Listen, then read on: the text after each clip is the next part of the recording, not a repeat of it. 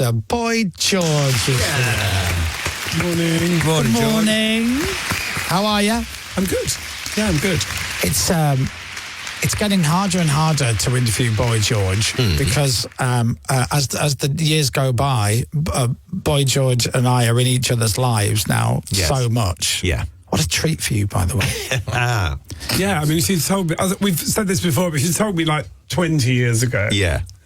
that this man would end up in my life in the way he has. I'd be like, no. No way. Yeah, Not but, you him. know. Yeah. Oh, it's great. I get to share so much of George's life, which, by the way, is never dull. It is. I was saying this morning, we were talking about you this morning, and I was saying your work ethic is remarkable. So this year, I think you had a couple of shows at the start of the year. I think. Yeah. Then you were off to New York because you were doing Moulin Rouge on Broadway every day. That was for a few months. Yep. Then you got back, and within a few days, you were then off to Ibiza to DJ at Pasha. You got back from Ibiza Sunday night. It's now Tuesday morning. You're in with us. And it doesn't stop. And in between all of that, you will be in the studio because you love being in the studio. You love creating all the time. Or you're at home doing your art where you will be beading or stitching. It's ludicrous. But then if you enjoy something, it's not work. Yeah. You know, and even if you're kind of not looking forward to something, you can kind of just tell yourself to enjoy it. You know what I mean? Yeah. Because, like, you know, I kind of just like, with the art stuff, that's like fun. Yeah. So that's not work. That's something I get pleasure out with. Music, I get pleasure out of. Actually, I try to enjoy everything I do, whatever it is. What elements to what are the elements that make it a bit of a job? Are you like, would it like music videos or? No, I try not to kind of moan because, you know, if you're making a music video, it's for you. Yeah. If you remember that it's all for you and you're doing it to promote yourself, then there's no real reason to be miserable. Plus, you know, I feel like I'm happier generally now. And so I notice that people are really grumpy in the world when I'm out and about. I just think, God, people are so negative. You know what I mean? Like, going to a shop and people look like so miserable and they're not friendly. And I'm like, I try to not be like that. Yeah. I try to, you know, just be nice to people because actually I've discovered, you know, that people don't really care what you look like. They're not really bothered. They just want a photo. They're not bothered whether you're dressed up or, you know, they don't care. No. They don't want to hear your life stories. They just want a bloody selfie. That's Do it. right. And it's just a lot quicker to be nice. Yeah. The minute you start saying no, you just create this energy. And I only ever said no in the past because I wasn't dressed or, I, you know, didn't think I looked good. But people don't care. No. They don't care. I do though. I'll say no. Unless I'm in full makeup, I'm saying no to selfies. Well, you know, it's different because you've got such an extreme look, Chris. I remember That's hours in the chair, isn't it? We were on tour. We were in Belfast and we were doing Jesus Christ Superstar. And Tim Minchin and I, both separately, we were in the same hotel. He got up and went for a run. And then I didn't know. And then I got up and went for a run. So we're both running around Belfast. And we both got back to the hotel within about 2 minutes of each other. But we didn't realise. And there was some lovely lady outside who wanted a picture. So I come running up to the hotel, dripping in sweat. And she goes, "Can I get a picture?" And I said, "Do you mind if I don't?" I mean, I'm like a drowned rat. It was rainy and I looked awful. But I had a nice chat with her for a few minutes. Lovely coming to the show. Great. Then walked in and Tim was inside and had watched the whole conversation and he goes, "You didn't have a picture with her?" And I went, "Oh, no, look at the state of me." And he goes, "Oh, I did." And he goes, "I felt really bad because I was all sweaty." He goes, "Then you just said no." And I'm like, "Yeah, but now you make me feel bad." Yeah, I feel like, I just know as a rule, you know, it's like, because I think it takes a lot of people to come up to you. Do you know what I mean? I would never go up to someone that I was a fan of. Because they'll be nervous. I remember seeing Bowie in the airport in Australia, and I was famous, and obviously I've been a massive fan, and I was like, am I allowed to talk to him? He's in first class. You know, and I was like, I didn't because I was so nervous that he might not be friendly. So I thought I better not, you know. So I was like, you know, sort of staring, but I didn't have the guts to go and say hello. Did you meet him? Yeah, later on. Right. But that time we were both in Australia touring, and I said it's really funny because, I was sat outside his house. I was a massive fan, so it's like, I'm also now a musician. I'm allowed to talk to him. It was kind of weird, but when I did finally meet him, he was absolutely lovely. The amount of people we were talking about, the amount of people that you have worked with, sung with, is incredible. But the amount of people that you've just met, and I've always said that with you, George, and I always quote the same story. You were around at ours one day, we're sat in the garden, and I said, we're having a cup of tea, and I said, I don't know the story about you getting signed. How did you get signed? And you told me that everything, it was like a South Bank show documentary, and you said, well, I used to do this and I used to do that, and then I met these people, and then I met those people, and then you got right, like it was the whole backstory. And I'm like, your memory is phenomenal, because with some of your older habits, you shouldn't have a good memory. I absolutely remember what I want to, though. Right. Sometimes people would start telling me a story, and I'd be like, do you remember this story? Yeah. And especially if it's an awful story, I'm like, I don't remember that, But Marilyn, my friend Marilyn, always tells these stories, and he's always the one wearing the cape. Right. Always the hero, and I'm like, I don't remember you being the hero in that story. So there are times when I literally don't remember what someone's telling me, but then I'll remember ridiculous things from when I was a kid or, How much of the A-Team do you remember? I remember George Peppard apologising for the behaviour of everyone else in the cars. Oh, really? And I was like apologising for Culture Club because we were rowing and they were rowing. There was this photo call and me and George Peppard were the first ones there. Right. And he was like, I'm so sorry, because none of them got on. And it was exactly what was happening with us. We were all fighting with each other as well. It still makes me smile that you're in the A-Team. Yeah, it's incredible. Well, the band wanted to be in Miami Vice.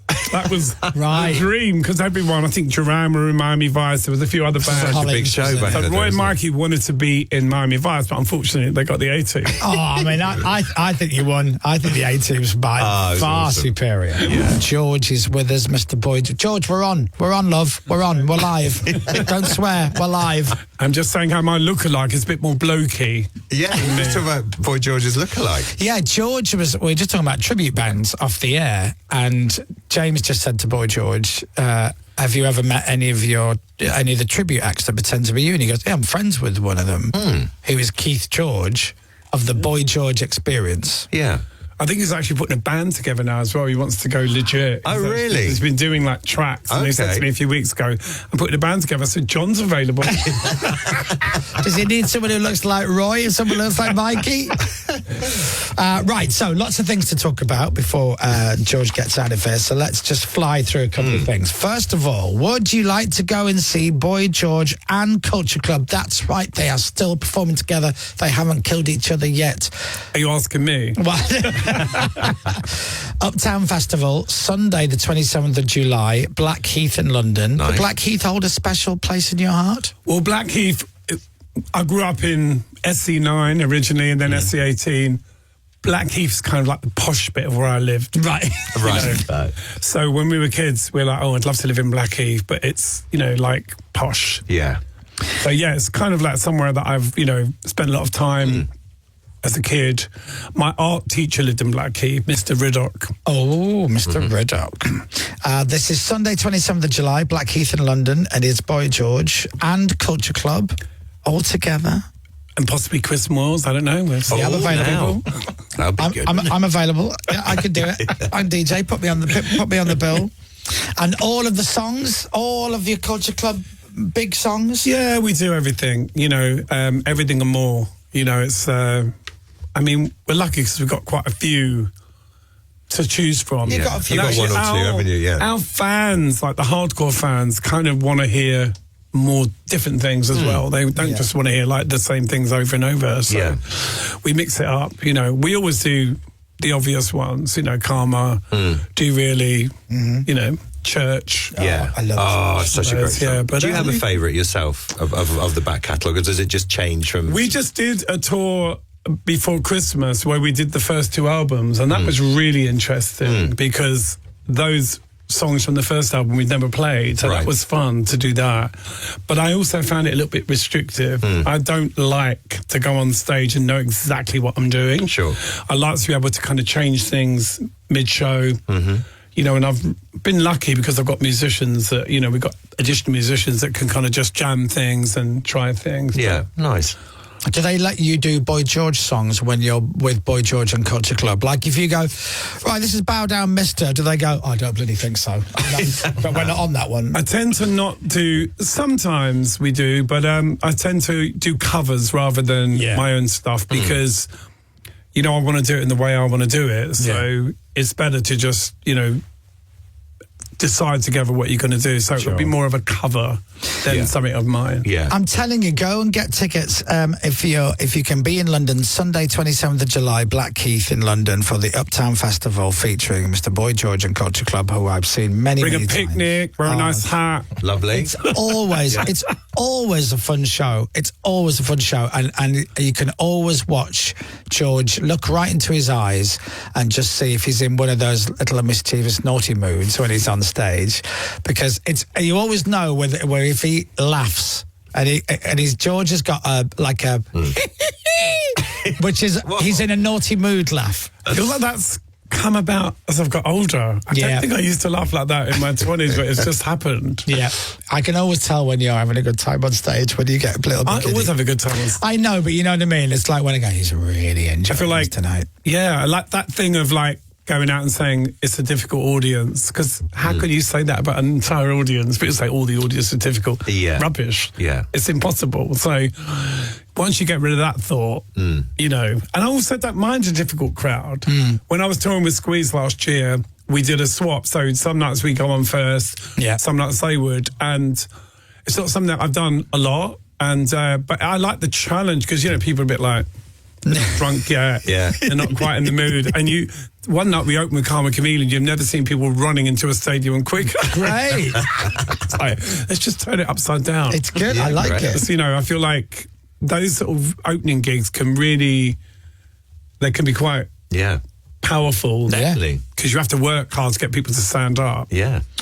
George is set to release on the 21st of this month his reggae album.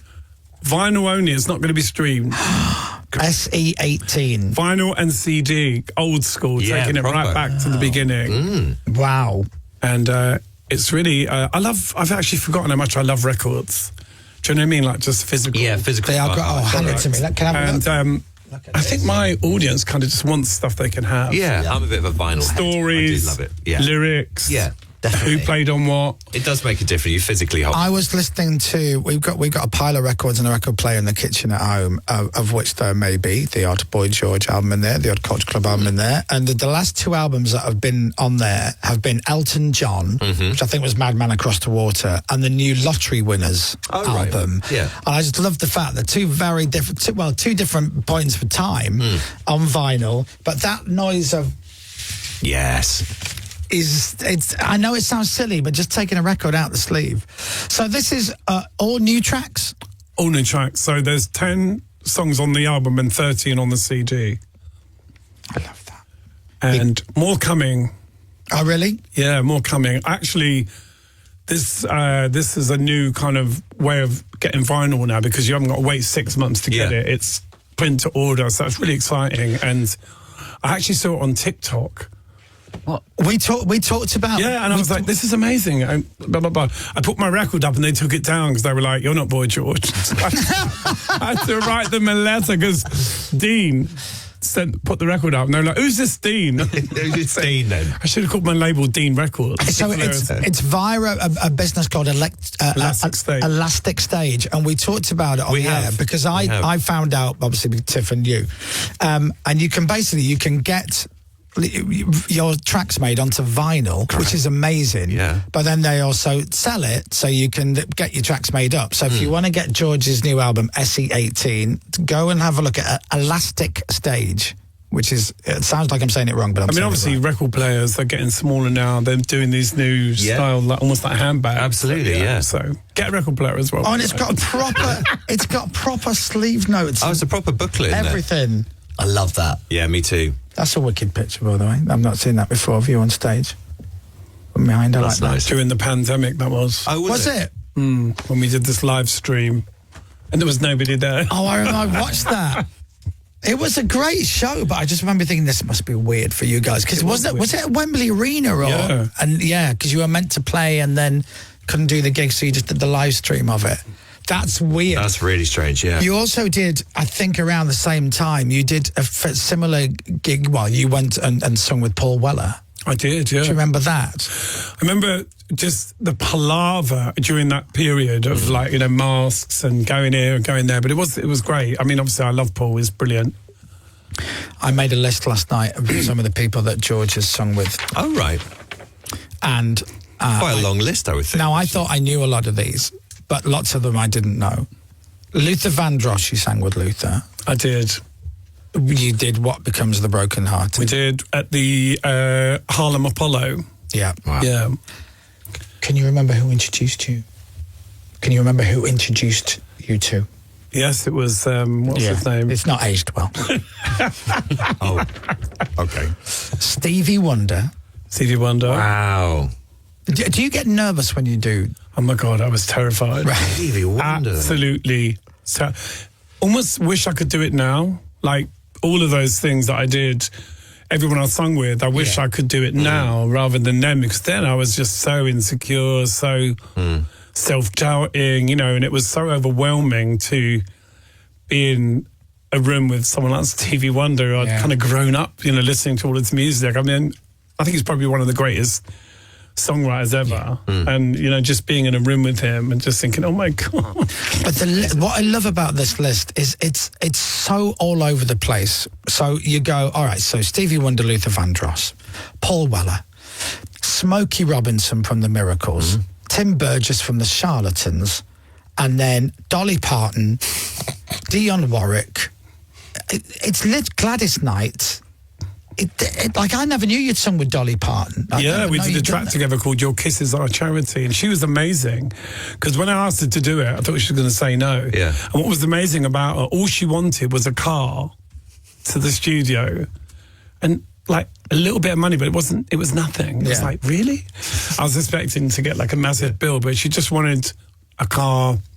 She was so nice, so easygoing, so not a diva. Yeah, great. And a great voice. Beautiful, yeah. You met Frank Sinatra. I did, and you know what? It's one of my biggest regrets, because I went to see him at the Albert Hall, and I was a massive fan. We grew up with Sinatra, so I was like a big fan, but for some reason at that point, I think I was so full of my own self-importance. Frank Sinatra, and I just forgot to be present. Right. I forgot to be there. I didn't get a photo. Oh, do you not? Which I've always regretted, Well, maybe it wasn't you. Maybe it wasn't you. Maybe you were just so overwhelmed by it. It was me. Do you think? It was me. Oh, yeah, I know it was me. It's like, I look back and I'm like, my God, I was in a room with Frank Sinatra, and I was like, yeah, terrible. Did you meet him? Yeah. But you just don't really remember much about it? I guess I've never, like if there's a photographer there, Yeah. I'm always a bit embarrassed to kind of go up to someone and say, can I take a photo? Yeah. Because like, it's like, what if they say no? Wow, You know what I mean? Sinatra. Also, you kind of feel like you're on the level once you start getting successful. Yeah. You sort of get into the idea that you've got to act like a star. And a star doesn't ask someone for a photograph. Now I wouldn't care. Now if I like someone, I'll go up to them and, say, no matter who it is, Yeah. I met Patti Smith in a restaurant in New York, and I thought, I've got to go and speak to her now.